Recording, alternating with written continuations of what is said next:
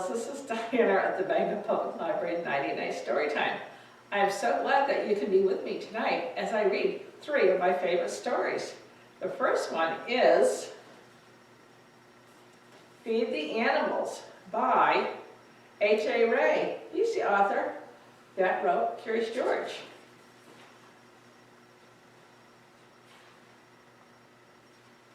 David and Caroline are at the zoo. Says old keeper Bill, you are lucky, you two, for you come just in time for plenty of fun, and we shall feed the animals one by one.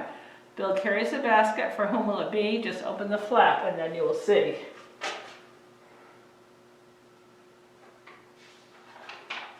David and Caroline hang over the rail when Jack comes along with a bright red pail.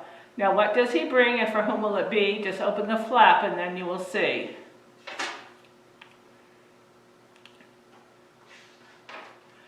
Harry the keeper is ready to bring a bag which is tied at the top of the string. Now what's in the bag, and for whom will it be? Just open the flap and then you will see.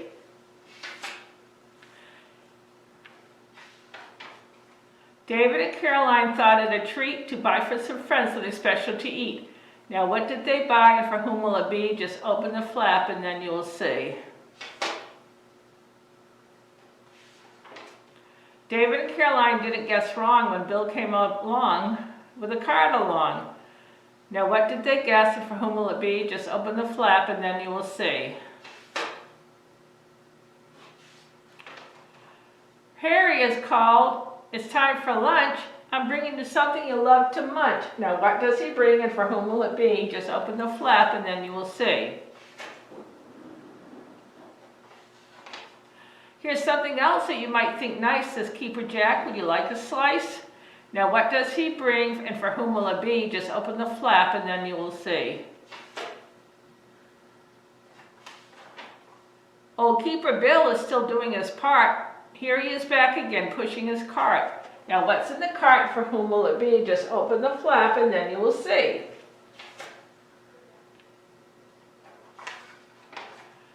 Here comes Keeper Jack with a wagon bright yellow. I'm bringing a meal for a stout sort of fellow. Now what does he bring, and for whom will it be? Just open the flap and then you will see.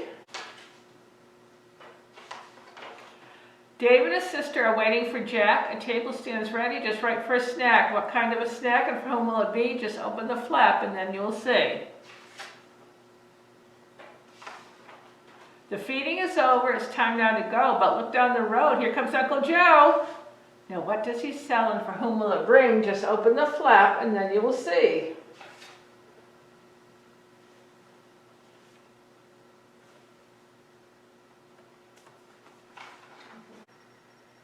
Did you like that interactive storybook? I hope you did. My second book is Little Animal Adventures, Proud Little Peacock, Reader's Digest Young Family Books.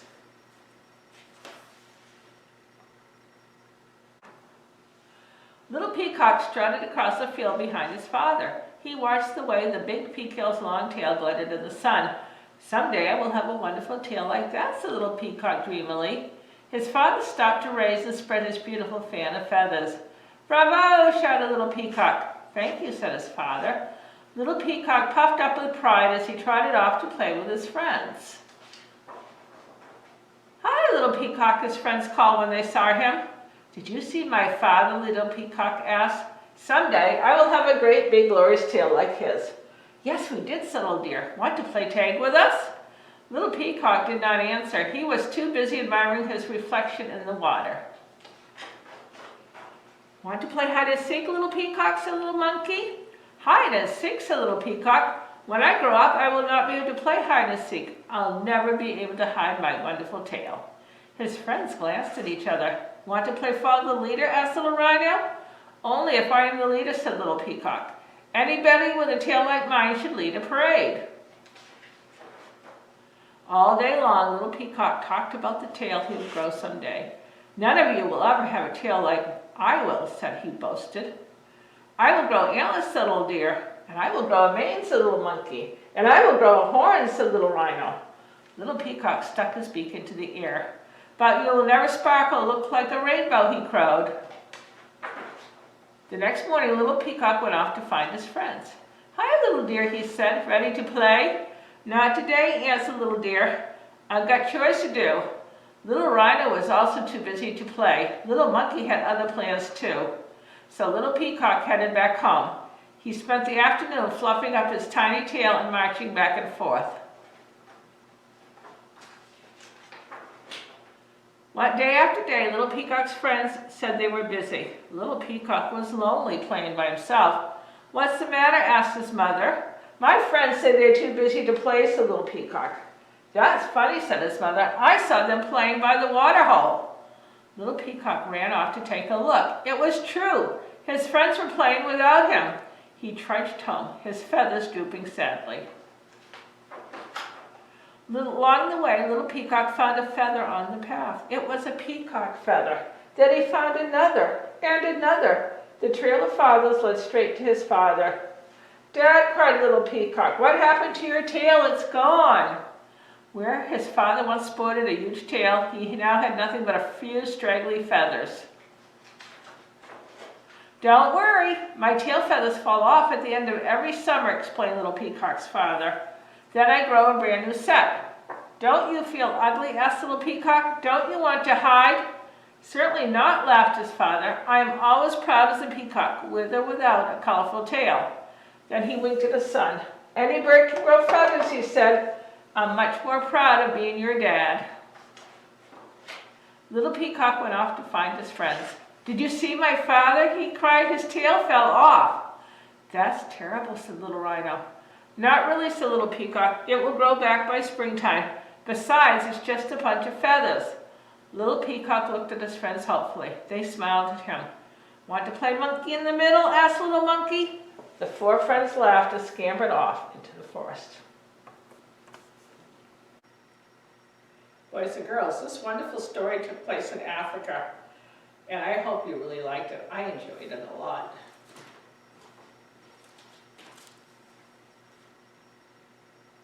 Boys and girls, my third story tonight is going to be A Dog Named Doug by Wilsdon, which we have in a special place, all Wilsdon's books here at the library.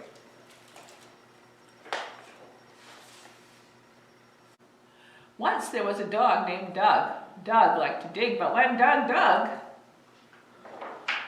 oh boy, did Doug dig.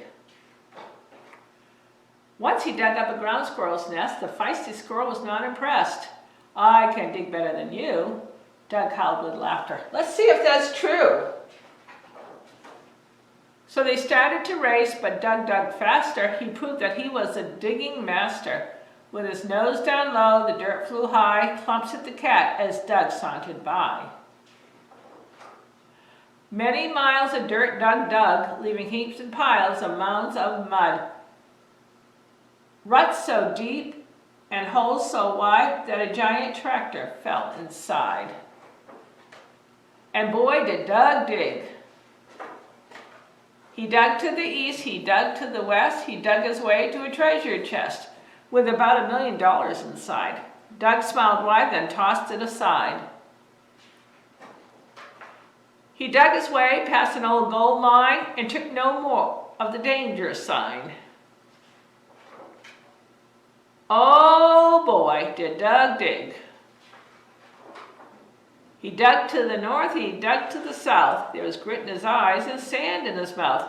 But Doug kept scratching and scratching on till his head popped up on the White House lawn. He took the tour, he saw the sights. After deciding he better dig home for the night. So Doug got busy digging and...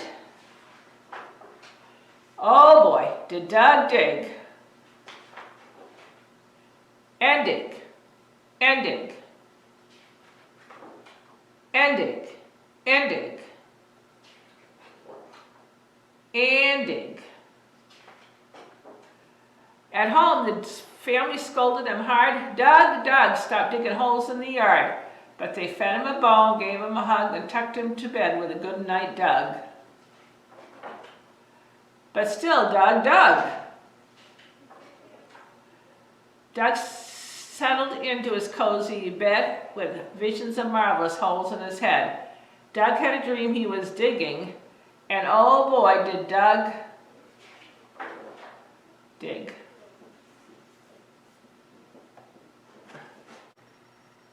Now, if you have a dog, especially one like Doug, I hope he doesn't like to dig. Dog, Doug, dig. Well, I hope you enjoyed tonight's selections at Bangor Public Library's Nighty Night Story Time. Me and Biscuit hope to see you next time. Goodbye.